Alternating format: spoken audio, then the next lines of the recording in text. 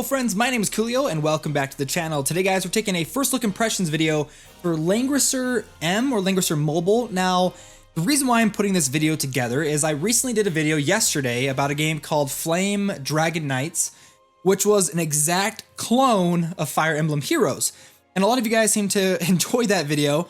So I was kind of taking a look and trying to see if I could find any other games similar to Fire Emblem Heroes. And there is one that was announced a little bit ago, so I decided, well, let's go ahead and make a video about this. That will be launching globally at the beginning of next year. So we've got probably about a month or two before this game officially releases.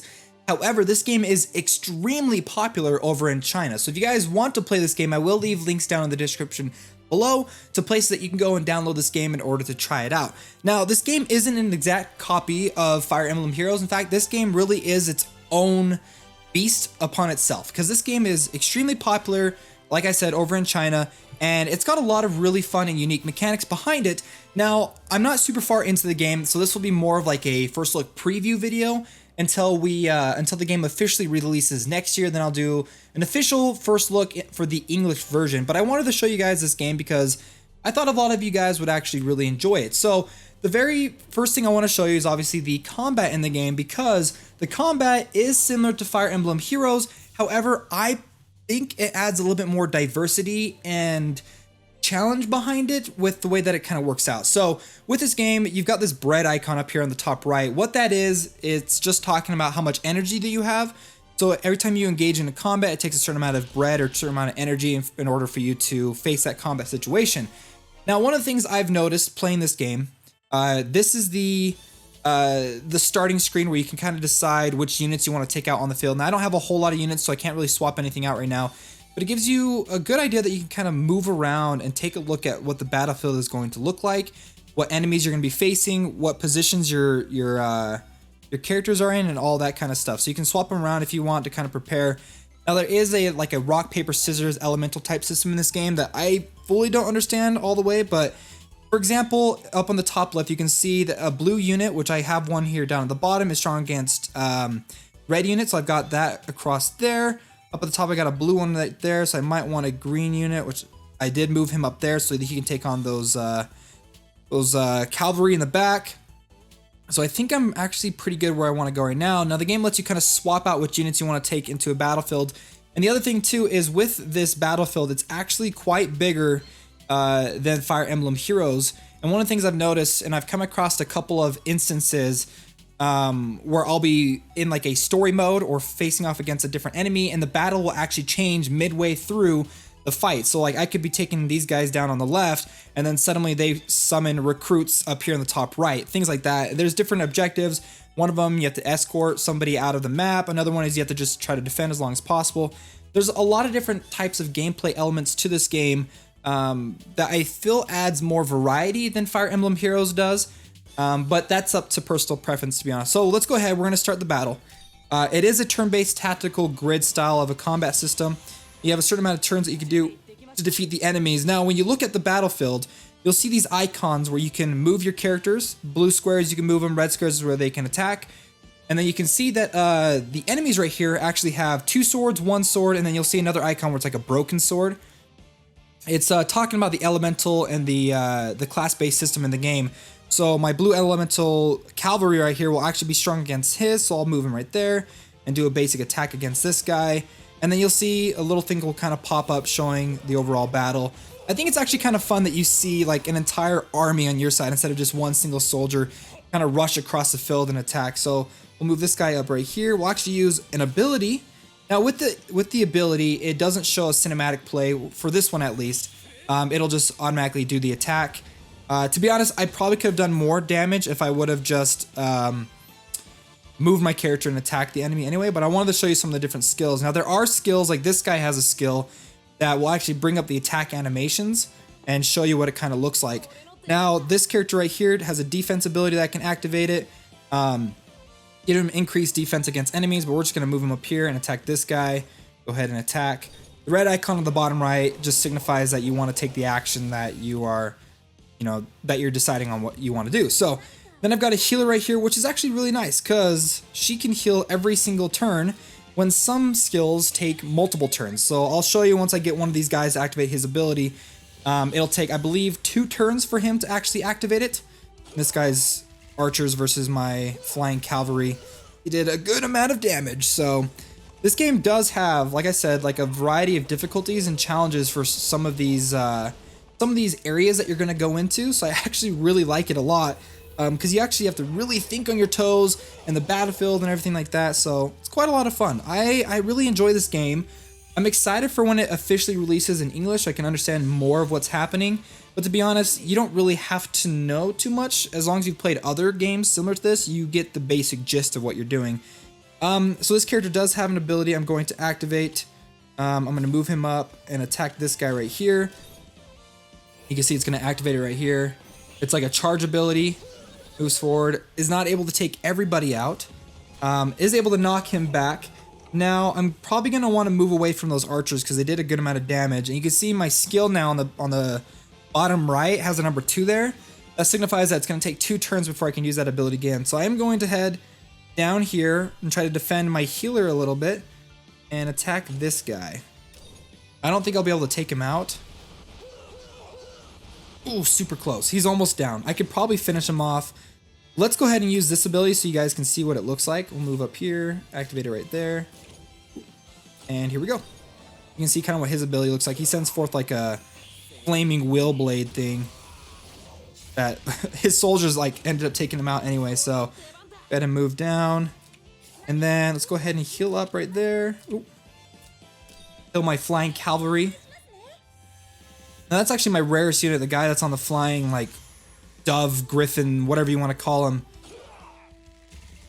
Yeah, griffins, I guess they would be called. He's my rarest unit and my strongest one too, so looks like he's going to activate a healing ability. Now we'll probably be able to take him out during this turn. It shouldn't be too hard. Let's go ahead and take this guy out. I should be able to take him out with this. Oh, so close. So close. Okay, we'll just go back here. One more attack on him. Now, there is auto combat in this game, but you have to unlock it after a certain time, and I haven't reached there just yet, which I'm not too worried about it. Like, I'm having a good amount of time, and the animations, I think, are a lot of fun to play, and because of the different strategies involved with this game, I'm not sure how well auto combat will work, depending on, like, how good your units are. I'll just go ahead and heal. You know what? I'm going to move up here and I'm going to heal this guy right here. And then we're going to take these archers out after one more turn. So another thing that you guys might be wondering too, once you first start into the game, you'll see a whole bunch of like chat just like floating across the screen. If you don't want that there's an option on the bottom left that you can turn on and off right here. If you hit on this icon right here, you'll hide the chat that just kind of like floats across the screen. And I find that like really annoying when I'm in the middle of a game. So I turn that off. I don't want to deal with it. So go ahead and finish off this last combat situation right here. Be able to take this guy out. And we did it.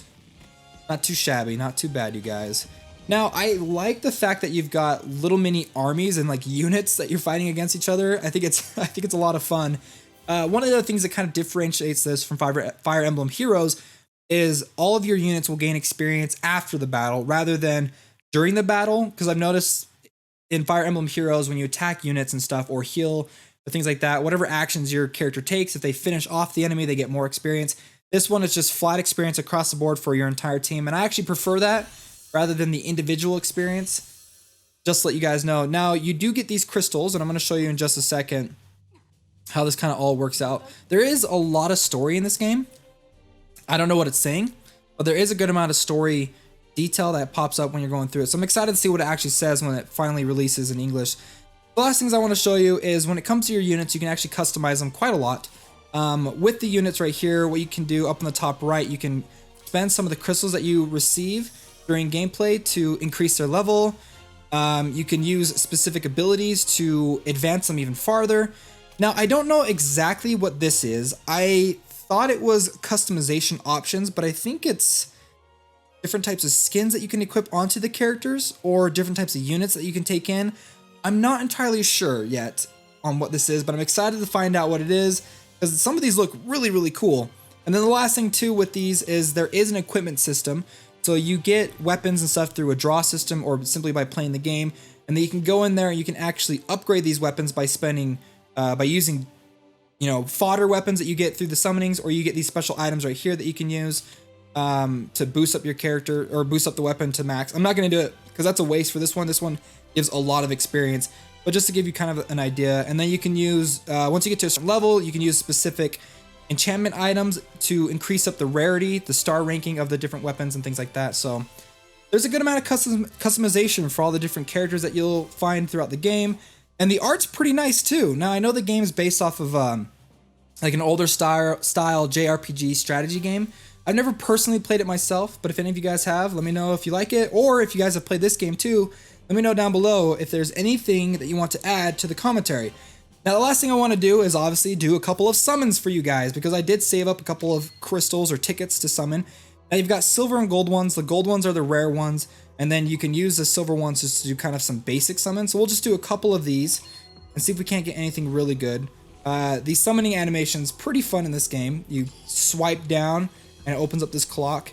It does take a little bit though. We got a weapon, nothing super good. We're gonna go through this a couple more times just to see if we can't get anything really good through the weapon system. I don't think we will. I don't have a whole lot of weapons right now, so I don't mind summoning a couple of these. We got some crystals that we can use to enhance our characters and level them up. Come on, give us something cool. Maybe we'll do like 2 more, because I want to get to like the hero summons, because I want to see if I can't get anything like really cool. Ooh, did we get something rare? I actually haven't seen that animation before. Oh, we got a t-shirt! Chainmail armor, actually. Okay. Like I said, you can summon weapons. That's not the best part about this game. Obviously, the best part is going in and trying to get some of these really rare characters. So let's go ahead and do this. We're going to spend some of my crystals. It said you want to spend crystals to get the other 3 remaining tickets, and I just went ahead and said yes, so we could do a 10 full summon and see if we can't get anything really, really cool. Oh, we got a gold. I don't know if there's rainbow in this game. I haven't seen a rainbow. But I know gold stands for SR. We got a rare. We got a duplicate on that guy. We got an SR. Nice. We got another R. I don't know what any of these characters are. Okay. Got another rare. I already have this guy. I think I got him from just simply playing the game. Another rare. I think that SR might have been our rarest character. There's a good variety of different characters in this game. Look at this guy. He's freaking huge. I'm gonna smash you. Okay, duplicate of her. And our rarest one that we ended up getting was this girl right here. We can go take a look at her real quick before we end the video. Where'd she go? So she's got a golden border. That's how you tell if she's their rare one. And there we go. That's the new rare character that I got. Well, guys, I hope you enjoyed this video. If you did, don't forget to hit that like button and subscribe for more mobile gaming videos coming in the future. And if there's any games that you guys want me to try out on this channel, let me know down below. Well, guys, I'll see you next time.